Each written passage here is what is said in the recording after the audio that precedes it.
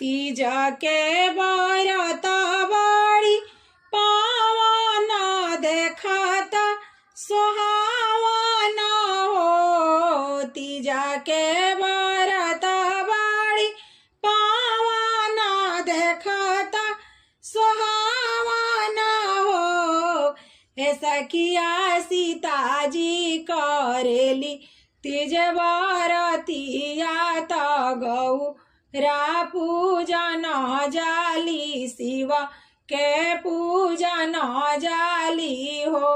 हे सखिया सीताजी करेली तीज बरतिया त गौरा पूजन जाली शिव के पूजन जाली हो।